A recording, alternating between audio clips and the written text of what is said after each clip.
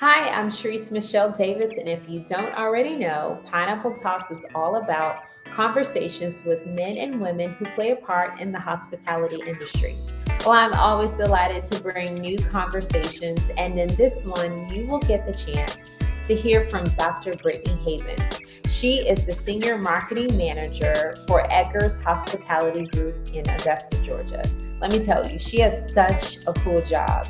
So, tune in to this conversation so you can learn more about her and all the amazing things that she does within the worlds of marketing and hospitality.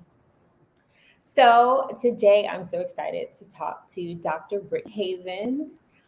Brittany, welcome. Welcome to Well, Pineapple Talks. thank you so much for having me. I love being here. You're so very welcome. So, I always like to start off whenever I get to talk to guests, asking them about who they are, because obviously you do a lot of things, a lot of great things, but I want everyone else to know who you are. Separate from marketing, who is Brittany? Where did you grow up? What did you like to do when you were a kid? And maybe what were some of your aspirations when you were younger? Oh, for sure. So I'm originally from a small town in Ohio. I'm from Piqua, Ohio, right outside of Dayton. I grew up there my entire life. As a child, I was like into like gymnastics and cheerleading and exploring with my brother. Like that was the big thing. As I was growing up, I actually wanted to be an attorney. So this is a lot different than what I had initially set forth to do. Um, After my at my bachelor's, I started at Bowling Green State University in Ohio. I actually went to hair school and got my cosmetology license, which I still carry to this day. It's still valid. So a lot of changes from that point in time. Yeah. So that's kind of where I started, not how I ended up, but where I started. Right, right. You've probably seen the meme on social, like how it started, how it's going. So that you should do that. That would be a really cool post one day for people to see how it started, where it is now. As you were sharing, I actually heard a couple of points of connections between us. So I have a brother. Is your brother's your only sibling? Cool, correct, correct. Okay. So like you, I have one brother, and I was really into gymnastics when I was young. Um, I wanted to be a gymnast too, but then plans changed, and I realized, yeah, I don't think that that's it. But I thought that's really neat that we have that in common. So these days, you are known in a professional sense as a marketing expert, very respected too. I mean, you're Dr. Brittany Havens, and your doctorate has everything to do with marketing, right? Correct. My question is, when did you have that marketing aha moment when you knew that you wanted to choose this as a career path? So actually, it literally hit me like a ton of bricks, to be honest. So I was in the very last two courses of my master's, and I remember I went to Liberty University, and my advisor called and she said, "Well, what's next?" And I thought, I was like, you know what? I don't know. And my last course that I had to take was marketing. And as soon as I got into the course, I felt a level of like comfort. I was like, oh my gosh, I know this. I want to know this. I want to know more. And I immediately felt a connection with marketing. Everything just clicked. And I had not had that before. So it was really cool that I took this course and I was like, all right, this is where I need to be. So I decided, you know what's next? I'm going to get my doctorate and I want to focus on marketing specifically. Wow. So you just like you hashed it out and just went back to school again. I did. And I had been into the marketing field kind of as I had been going through things, but I had been going into a different direction with it. I was more of an accounts manager. So I was a part of the marketing field, but really I was an accounts manager. It was kind of different than what I'm doing right now, which is fabulous. My doctorate actually opened these hospitality doors for me. It wasn't necessarily even something that I had considered. But from a marketing perspective, I really actually like to get my master's in operations because as I was doing marketing, I felt a passion for operations because I liked to see the different facets of the business. But as I finished my master's, I was like, you know what? This course, it was specific to social media and digital marketing. And I was like, this is really kind of what I want to do. So I was like, all right, we're just going to take a small veer to the right here, and we're going to stick with the marketing in the long run. Yeah. So speaking of marketing, there are a few quotes that I came across by some well-known entrepreneurs. One is from Simon Sinek, and it says, "People don't buy what you do; they buy why you do it." So, just from that marketing perspective, what are your thoughts on that? Do you agree, disagree? Oh, I absolutely agree. The passion behind marketing is what sells the product. When an individual is passionate about the product, they believe in what the product does, and they want to understand who the consumer is. They find an alignment. And with that, you find this amazing way that you can motivate or influence the target consumer to respond. But you have to have passion behind it. If you don't really feel that passion or even that connection with the product, you're never really going to put your full heart into it. So I 100% agree. 100% agree. Okay. So the next one is, yes, Gary Vee says the best marketing strategy ever is care, capital CARE, care. So what are your thoughts on that one? I also agree on this, specifically because you have to be careful and you have to have care with your message. You have to take into consideration some of the you have to really take into consideration the audience, because you want to show care in your message. Your message should be telling a story to the audience. You should be influencing their decision making process. You want to make sure that whatever you're doing, you're not offending somebody. You do have to take care with that message. You have to consider, okay, what are the implications of the message that I'm approaching the target market with? Is there anything that could be misconstrued? You have to be careful with everything. You can't just consider one party. You have to consider the entire unified population, especially when it comes to the message. Obviously, with marketing, we never want to, it make somebody feel less than or offend somebody. So care is huge. Yeah. And as you were saying that, I was thinking like these days, I feel like it's even more complicated to do that because there's so many things that can be sensitive for people. Correct. So it's almost like, do you feel like sometimes you're, like it's like walking on eggshells a little bit? Absolutely. I feel like that quite often, but in a good way, because I think that some of these precautions should have been taken into consideration a long time ago.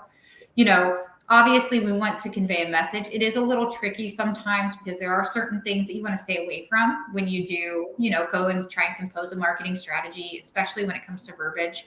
You just want to make sure that you're soft with your message, that your message is welcoming to everyone or any walk of life. And really, as amazing as the response can be, there is so much care, as previously quoted, that goes into these messages, especially on our end with Edgars Hospitality Group. Yes. And we're going to talk about Edgars in just a moment. I have one more quote for you. So this is from Seth Godin, and he too is an entrepreneur. And he says, marketing is no longer about the stuff that you make, but about the stories you tell. Oh, that is, of all three, that is my favorite. Absolutely. Because the thing is we are not going to have an emotional connection with a product. We are going to have an emotional connection with the story behind the product. Mm-hmm. So I love it. I like to always, Nike has an amazing commercial where it's just a basketball bouncing. It's a black and white scene. And literally they just flash their emblem on it. Immediately your mind has your own personal and emotional connection with the environment presented in front of you. They're not painting the story for you. They're allowing your mind to set the story itself. So it drives an innate motivation to purchase their products with them saying nothing. It's just an emotional connection that you yourself are kind of aligning with the message or the imagery that they're presenting. So I 100% believe that the story sells the product. I can tell you that as soon as I saw that, I was like, this is one of the most amazing marketing messages I've ever seen. And it's so simplistic. Yeah. I think it's very interesting how, we can see commercials and some things really, like you said, like this Nike commercial, just it grabs your attention. And then there are others that, it comes on and you don't even remember what it was about or what it is that they're selling. So Yeah. So you mentioned Edgars Hospitality Group, and that is the company that you are just gracing with your marketing presence. So tell us about Edgars Hospitality Group. You know, what's unique about the brand, and just kind of the story about how you ended up with them. Oh, of course. So, Edgar's Hospitality Group is really a subsidiary of the Goodwill Industries of Middle Georgia brand, which is phenomenal because it's a nonprofit at heart. The organization itself does so much for the community that a lot of people don't necessarily realize. It's actually a hands-on learning facility for the students at Helms College who are in part of the culinary arts school there, which is fabulous. So we are a venue, but we also are hosts to these amazing students. We give them that hands-on experience and that experiential learning facility that they need to really elevate their skill set. So not only are we this awesome contemporary venue, but we also are a nonprofit where every time somebody dines, what they're doing is they're actually putting more money back into the community, because as they dine with us, a percentage of those sales go right back into Augusta, Macon, and surrounding areas. So Edgar's Hospitality, we do have a location in downtown on Augusta on Broad Street called Edgar's Above Broad. We have Edgar's Bakehouse, we have Edgar's Grill, we have Snelling Center, Anderson Center. We also have the Bistro in Macon, and Anderson is also in Macon. Which it's just so fascinating to me that like when you know the Goodwill story, it makes so much sense as to why all of this comes together, and a lot of people don't know the story. So for those that don't know the story, do your research. Google Goodwill International, Google Goodwill of Middle Georgia and the CSRA. But I just think that is so amazing. And also, I think you mentioned that there's the private club too that's connected as well. I mean, it's just.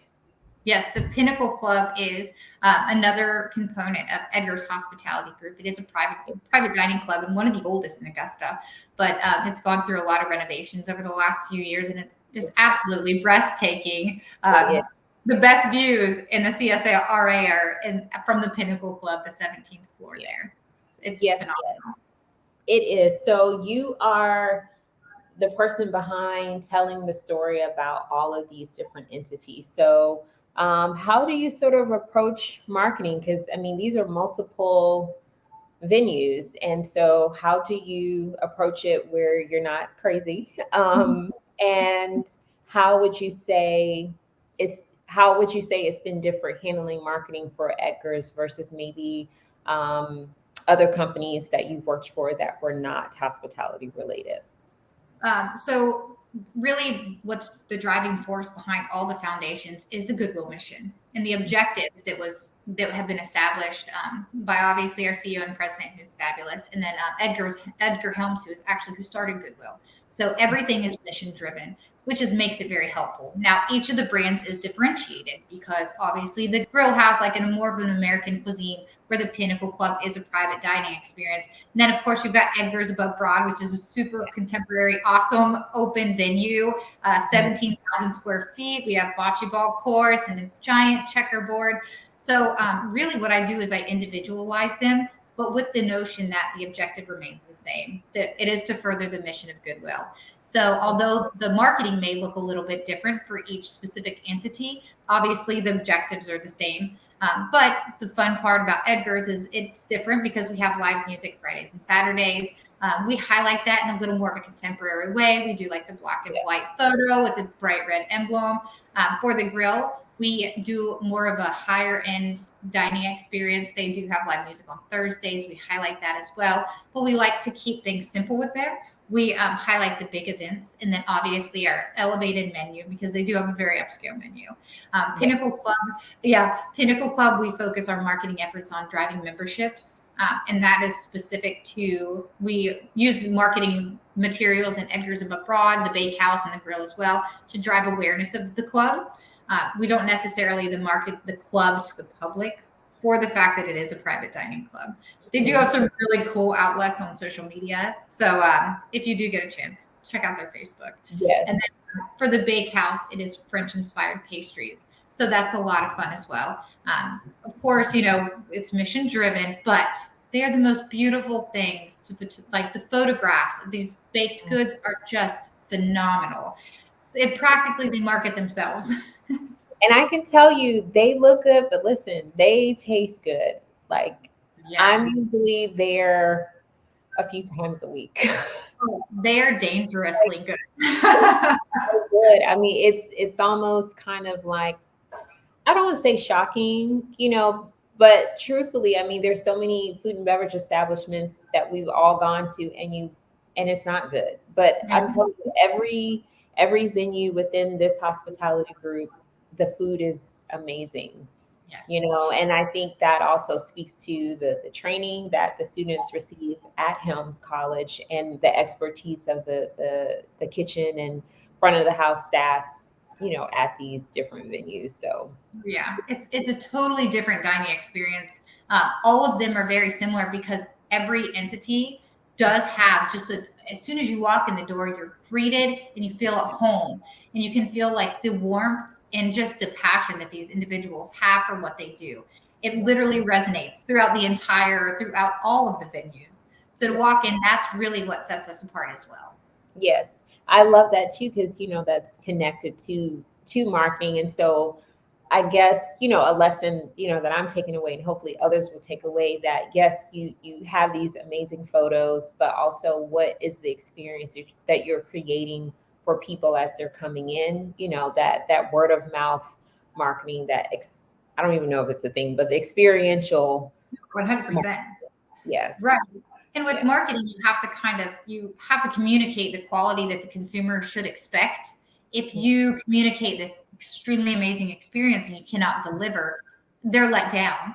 They lose kind of confidence in the message, and they kind of aren't. They feel that you're not a reliable source or a reliable outlet. So as long as you can communicate full transparency, which we're very fortunate that we have these amazing operations that we do, because I can market an elevated experience because I know that that's what they'll deliver. Right. That is right. So in terms of the role that you have with them, you definitely kind of hit on some things that you do enjoy. Is there anything else maybe that you want to share about the role that you really like? Do you get are there any special perks or anything that you get getting to, pop into the different venues?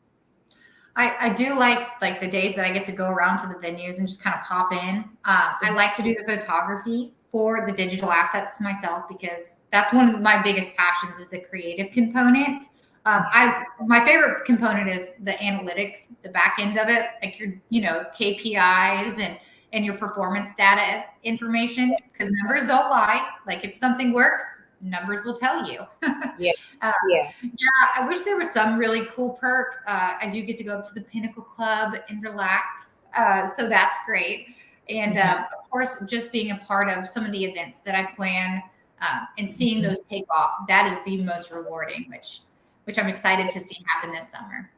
Isn't one of the events that you all do like around the holidays, like Mother's Day, Father's Day? Do you do like brunches and at the restaurants? Okay. Yeah, Yeah. and they are fabulous. And those are something we market in the second that we open the communication that they're available for reservations. We have such a positive response. We have people who have been coming for the last decade to some of these events at the grill. So it's become like a tradition for their A family. tradition. Yes. Which again ties into that marketing. Like people are like, oh yeah, we've been going here for years. Yeah. Yeah, very cool. Love it. What about what's challenging? What's kind of like, okay, I gotta figure this out. Well, so for the hospitality space, it really is the component of differentiation.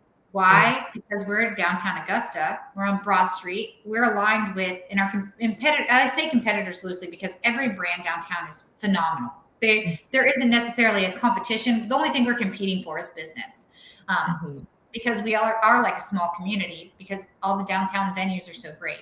But it would be differentiation. It's finding some opportunity within the market that somebody hasn't possibly pursued, that may be influential or motivational to the consumer to come visit your location as compared to the other 30 options within the 1 mile proximity. So so opportunity and differentiation, But it's difficult with a nonprofit because you want to make sure that the event that you kind of compose or strategize aligns with that nonprofit mission. You want to make sure that there is a reason that you're hosting this event and that it helps further your cause. Yeah, yeah.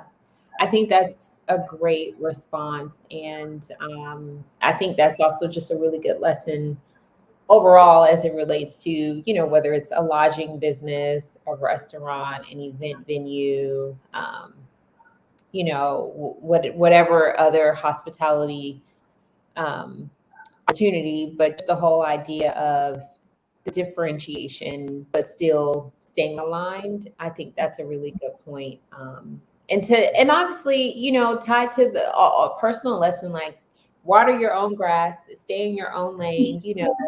Don't be so distracted about what other people are doing, because then when you do that, you lose focus and your uniqueness goes away because you're trying to look like the other business or the other person. So I can definitely say, as a consumer of the Edgars Hospitality Group, that the distinction between the different venues is very clear, but I can still see the undertone in the experience that it is a collaborative thing. Uh, Now, there's something else about you that's really special. And I don't know how you manage all the things that you do, but we're going to talk about how you do that in a minute. But you are also a college professor. Like, how did that opportunity come about? And how do you like it?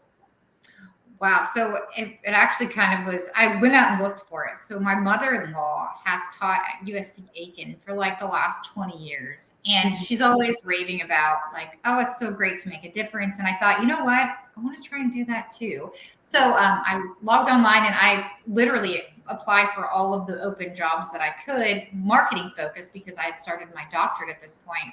And most of them required terminal degrees, but I had one university reach out and interview me and offer me a position to take over one of their undergraduate marketing level classes. And that was South College outside of Knoxville. It's now grown since I've been with them for the last almost 5 years. Yeah. And then from that point, once I completed my degree, it opened up opportunities. So I was able to kind of diversify the kind of my resume. So I've been at Purdue now, which is Purdue Global, which is kind of a subsidiary of Purdue University. I also teach at Lander University here in South Carolina, and American Intercontinental, which is one of my favorites. They're an extremely great college. So wait a minute. Is that 1, 2, 3, 4? And Southern New Hampshire University. What? 5 institutions of higher learning you Absolutely. are teaching at. Yes. And it's great. I teach anything from undergraduate business communication all the way to graduate level marketing classes, digital and social marketing, which are my favorite. The future is social and digital marketing, of course. So I'm really into that. That's what I do in my free time, is I research digital marketing. And you have free time. You have free time. Sometimes. Oh my God. Okay. Yeah. That's just amazing. Okay. Like 5 separate schools.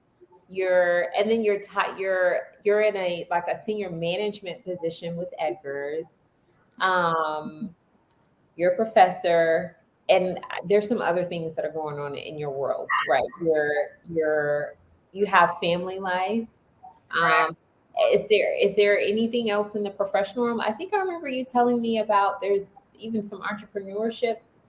Yes, I contract with agencies in Chicago and Los Angeles, and then I actually contract with a local agency that takes care of Kaiser Willys, which is a really cool Jeep.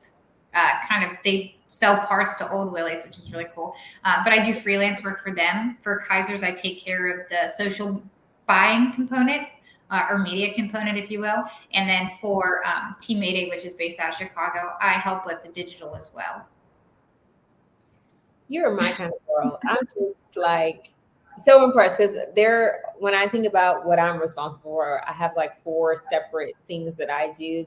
But now I'm listening to you and I'm like, I think I can maybe add a few more things. So how do you stay in harmony? I had a chat with someone recently and she brought up how important it is to have healthy rhythms or, healthy habits. So what are some of your rhythms or habits that you implement into your life to just kind of be able to manage your full plate? Oh, for sure. So I wish that I had like the most amazing schedule. Some days it changes, but every single day I try to wake up and I kind of go through and this is crazy, but I clean my house because it clears my head. And then I do go to the gym because I like to tell my husband I have to go get my mental sanity together. Yeah. Like, What's your morning start time? It depends. Anytime between, if the kids are in school, it's like 5, and if they're not, it's like 6:15. I have one more question before we go on. So, have you done this enough where it's become like a habit? So even when you're like dog tired, you still get up, or do you literally have to talk yourself into getting up in the morning? No, I'm pretty set in it because it's like my body almost, it's kind of looking forward to the workout. Just like I look forward to a cup of coffee. I go to bed and I'm like, I cannot wake up. I cannot wait to wake up and drink that coffee. It's kind of the Yeah. same thing. It's like I'm gonna get my coffee and I'm gonna go to the gym and I'm gonna be great. Today's gonna be great. Yes. I think that is very inspiring because a lot of times, like we hear people talk about what they we see their success, but we don't necessarily see what they do to be successful.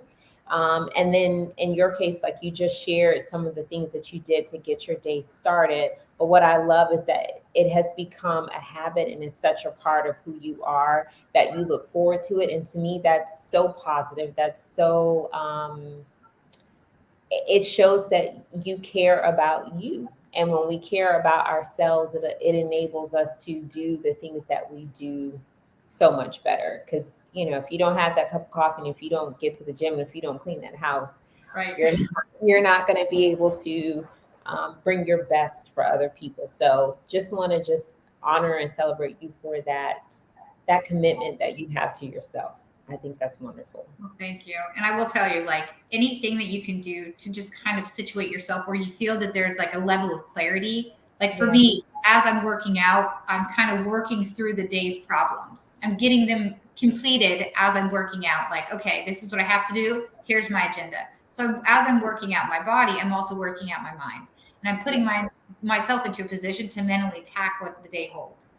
Yeah. So it's been really great because and I know everybody has different outlets for clarity, whether that be meditation or whatnot, but I'm fully behind the idea that before you start the day, before you tackle any task, make sure that you yourself have been taken care of and that you are in a great mental state. Whatever it needs to be done, make sure Yeah. you do that.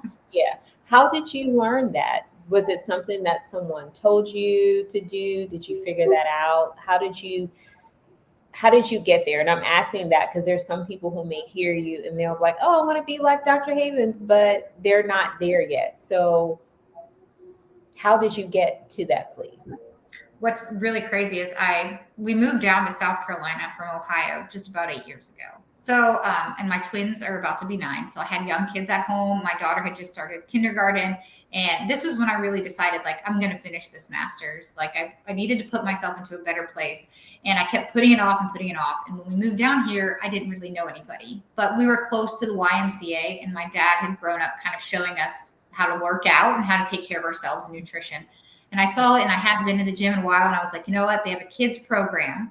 I can give myself a break from the kids, the boys, put them in this little day. They'll make friends. Maybe I'll make friends. And in the process, maybe I'll, get my life together. I don't know. So I walked in there, not exactly right. Why? Like, I'm not really sure why I'm here. I don't remember exactly how to do this, but I'm going to try. Mhm. And within weeks, I could feel a difference. Mhm. I enrolled myself in See school. the results. You were like, Yes. okay. I felt them. I didn't see anything immediately, but I felt it. And I felt all of a sudden, this strength. And I was like, okay, I'm going back to school. That's when I signed up. Yes. And then the rest is history. And that was, 8 years ago. And I still, to this day, go to the gym all the time. And even if I'm having a bad day, my husband's like, all right, go to the gym. We'll talk when you get home. You'll be great. You'll be great. So my whole family knows like that it's a needed thing for me. I think that people don't treat their mental health the correct way. And working out obviously produces endorphins, and not all of, I mean, I personally, if I don't work out, I'm in a totally different place than if I do. So and I can accomplish so much more after I get into that better place. So I know what I need to do to get there. So I make sure to take that initiative every day to do so. Yes, I love it. I love that. So I don't want to have to wrap this up, but I know we have to. So the last sort of question I want to linger around is, what do you think is next for you? I mean, as if you can, the sky is the limit, obviously, but I mean, I'm like with teaching and with managing and entrepreneurship, like, is there anything left? What's left? I ask myself that every day, and I keep setting the bar higher and higher. And for the short term, I am taking kind of a step back and trying to assess where I'm at now and kind of where I want to be. Obviously, for marketing, the main goal is you always want to be the chief marketing officer. Everybody wants to be the CMO. Where I'll be in 10 or 15 years, maybe I'll be there. I highly expect to be there, so I know I will be. It's just a point of where that will be. Of course, I would love it to be with Edgars Hospitality Group and Goodwill. So, 15 years, a lot of changes can happen, but I'm setting myself on continuing to kind of train myself on marketing in the time being. I like to keep up with podcasts. I read a lot of these textbooks still. And teaching helps me keep my mind sharp because it also helps me keep up with trends because marketing is ever changing. Yeah. So that's my goal. My goal is one day to be a CMO. Where? Yet to be determined. Yes. Awesome. Dr. Brittany Havens, thank you. I have really enjoyed hearing from you, and I know others are going to enjoy hearing from you. And what I also love is just, I'm sure that there were obstacles and barriers along the way because we all face them, but you're just an example of you just persevere, you just keep going. And I think it's wonderful. You're a great role model for women. You're a great example of just persevering also in a career that, it is oftentimes very dominated, so I look forward to the day where someone is doing an interview with someone else in marketing and they're giving quotes that they heard from Dr. Brittany Havens. I definitely, I know that day coming and that CMO title is coming for you. So thank you. Alrighty, well, I hope that you have a great rest of the week and that all will be well. Awesome. And thank you so much for having me, Cherise. I really appreciate it. It's truly my pleasure. Talk soon. Absolutely. All right. Right. Bye.